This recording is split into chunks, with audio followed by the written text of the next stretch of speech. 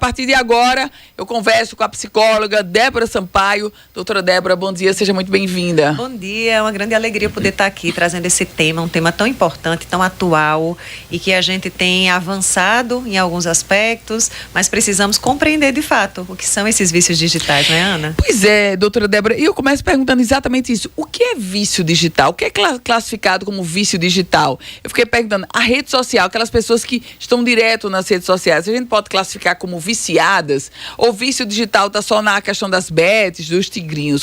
O que é vício digital? Pronto. Vício é qualquer coisa que envolve prejuízo na nossa vida e que há uma perda de controle. Porém, para a Organização Mundial de Saúde hoje, o que a gente tem como vício digital é o vício em jogos eletrônicos, vício em jogos, né? A game disorder. Porém, essas outras questões ligadas a redes sociais, a pornografia, a apostas, elas estão dentro de aspectos ligados à compulsão. Porém, a gente teve um grande avanço agora essa semana. Foi aprovado, né?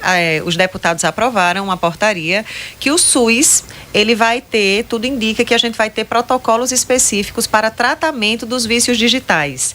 E aí nós vamos ter todo um estudo voltado para esses critérios diagnósticos, incluindo redes sociais, pornografia, apostas online, até o uso de streaming excessivamente, compras online. Então, tudo isso está dentro da categoria dos novos vícios, os vícios digitais. Porque quando a gente pensa em vício, essa perda de controle, essa tentativa de parar, fracassada, né? Eu tento diminuir o meu tempo de tela, por exemplo, e não consigo. Quando eu paro, eu fico irritado, eu fico estressado. Isso começa a trazer prejuízos no meu trabalho. Eu não consigo mais me concentrar da mesma maneira, não consigo produzir da mesma maneira. Isso compromete as minhas relações sociais. Eu não consigo mais estar com as pessoas porque o tempo inteiro eu tenho que estar nas telas. Então, a gente tem já uma série de critérios, sinais de alerta, vamos dizer assim, que nós precisamos ter para olhar para essa questão do vício digital.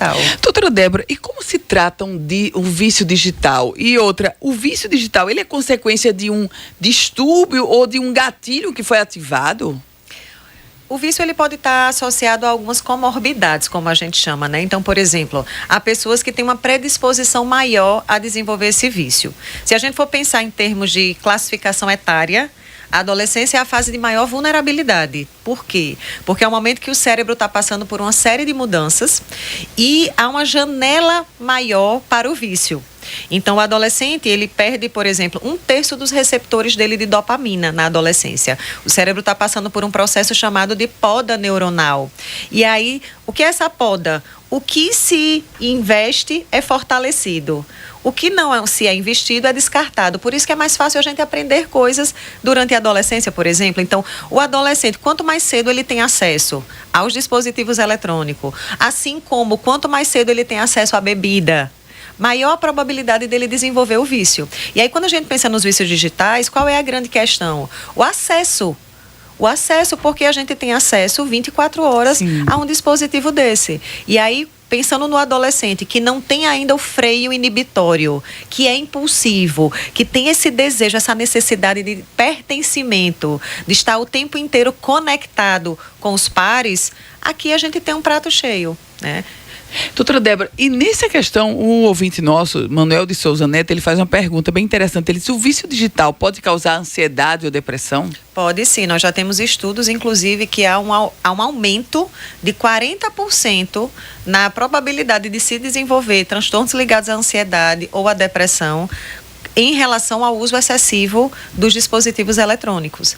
Principalmente, como a gente tem colocado, nessas etapas de maior vulnerabilidade. Eu tenho recebido, Ana, muitos casos também de idosos. Idosos, Idosos com vícios digitais. Por quê? Porque na velhice, muitas vezes, é quando você é desligado do seu ambiente de trabalho, você se aposenta, você perde muito dos seus contatos, das suas relações, você está mais vulnerável também. Então, às vezes, o eletrônico vem como aquela companhia, aquilo que vai preencher o seu tempo. E isso daqui, o que a gente precisa entender é que é feito para viciar. Enquanto a gente está aqui discutindo, trazendo alerta para essa questão, existem milhares de cientistas estudando cada vez mais maneiras de nós estarmos nessa relação com os dispositivos. O que rege tudo isso é a economia da atenção. Então, quanto mais tempo nós dispomos para os dispositivos, mas eles estão aí conseguindo nos engajar, nos envolver. E, claro, não é aqui, a gente não está aqui para demonizar tecnologia, existem coisas maravilhosas. O que a gente precisa trabalhar é justamente o uso consciente. Como a gente pode estar, por exemplo, educando crianças e adolescentes que já crescem. Hoje o mundo deles não é o analógico, eles vivem num mundo analógico e digital, eles já crescem, já nascem. E aí a gente precisa estar educando-os de uma forma a um uso consciente e saudável. Agora, nesse contexto, doutora Débora, a senhora chama a atenção para os adolescentes. Como é que deve ser o comportamento, a ação dos pais? Porque a adolescência em si já é uma fase muito difícil. E aí ele observa, o pai, a mãe, observar o filho nesse vício digital. Como é que deve ser? E aí até para evitar um enfrentamento e um conflito maior familiar. Como é que o pai deve agir? Como é que a mãe deve agir, doutora Débora? Ana, só para a gente ter uma ideia, hoje as pesquisas já mostram que o principal motivo de conflitos entre pais e filhos de todas as idades é o uso de dispositivos eletrônicos. É mesmo? É, porque veja, nós somos a última geração analógica, somos analógicos digitais, a gente viveu essa transição, educando uma geração completamente digital e uma geração que ainda viveu o atravessamento da pandemia. Então, o que é que aconteceu hoje? O que é que eu escuto de muitos pais? Débora, eu entreguei o dispositivo na pandemia para o meu filho, para ele poder assistir a aula, para ele poder estudar, e agora eu vejo ele completamente dependente e não consigo tirar. Então, esses dias uma mãe até disse, olha, lá em casa a gente está fazendo um processo de reintegração de posse. Eu entreguei, disse, ei, não, já estou vendo que não está dando certo. A gente vai observando realmente, Ana, assim, essa história da geração dos filhos do quarto. Adolescentes que com a vida social totalmente comprometida. Numa etapa que adolescer é nascer para o social. É construir novas relações fora da família, além da família, é ampliar essas relações. E aí a gente está vendo uma geração que não está conseguindo fazer isso, porque está realmente dentro do digital, que traz uma série de facilidades para eles. Se você falar alguma coisa que eu não gosto, eu lhe excluo, eu bloqueio, eu apago, eu deleto, né? Mas voltando para essa questão da atuação dos pais, a gente coloca muito que, assim, primeiro ponto, os pais precisam acompanhar. Da mesma maneira que a gente acompanha a vida presencial dos nossos filhos, para onde ele vai, com quem ele vai, quem são os amigos, o que ele gosta, qual é o esporte que ele pratica, que a gente vai assistir um jogo, vai torcer. A gente precisa se interessar e acompanhar a vida online dos nossos filhos. Qual é, até muito mais do que o tempo, eu vejo os pais muito preocupados com o tempo de tela, que claro, é uma preocupação, mas a gente tem que olhar principalmente para qual é o interesse do nosso filho dentro da tela. É jogo? Que jogo ele joga? Eu já sentei para jogar junto com ele? Como é ele dentro do jogo? Quanto tempo ele joga? Para você ter ideia, eu já acompanhei casos de jovens que passaram a usar fralda geriátrica para não precisar ir ao banheiro. Meu Deus, fralda geriátrica. Fralda geriátrica. Para não ir ao banheiro e não perder tempo nos jogos. Não perder tempo, porque esses jogos hoje, eles são feitos, não é como os jogos da nossa época, que a gente pausava. Sim. São jogos que não tem pausa, você não pode sair, você não pode parar, você perde.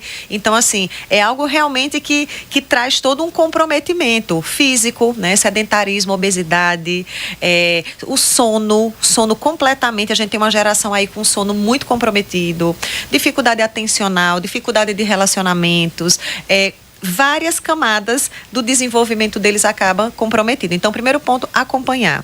Segundo ponto, se interessar genuinamente, né? Meu filho joga, eu vou sentar para jogar com ele, ver como é esse jogo. Se são crianças menores, assim, a gente precisa tentar...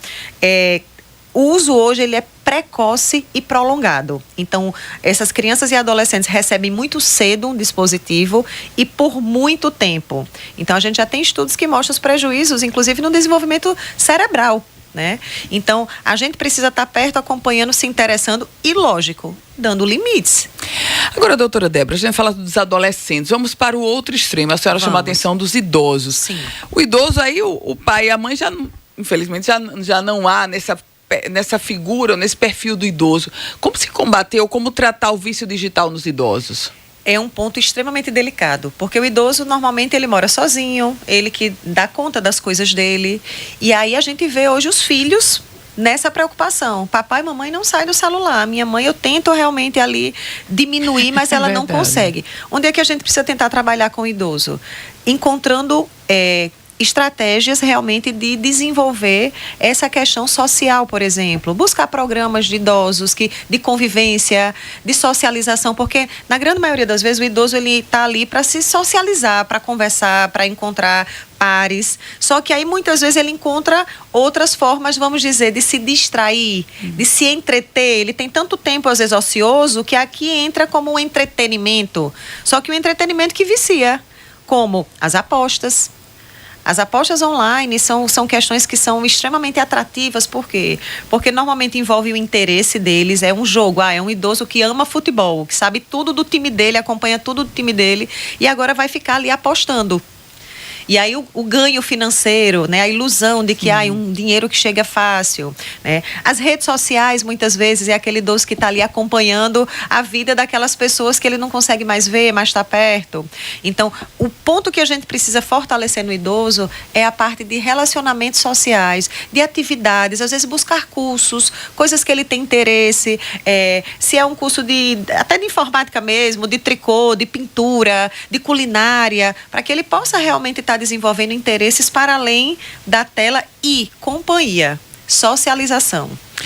Doutora Débora Sampaio, psicóloga. Doutora Débora, muito obrigada, alegria recebê-la aqui. Eu que agradeço o espaço, mais uma vez parabenizo. É um tema que a gente precisa realmente estar trazendo, olhando, porque como é muito acessível, sim, a gente acha que é normal. E aí é algo que realmente vem comprometendo muito a saúde de crianças, adolescentes, adultos e idosos. E só mais um dado, Ana. Claro. O Brasil é o segundo país do mundo que mais tempo de tela está. Só perde para a África do Sul. Né? Então, assim, é muito tempo que a gente está dispondo aqui para as nossas telas. E a pergunta que fica é, o que é que está sobrando de vida para a gente além disso? É grande pergunta, grande reflexão. Obrigada, doutora Débora Sampaio.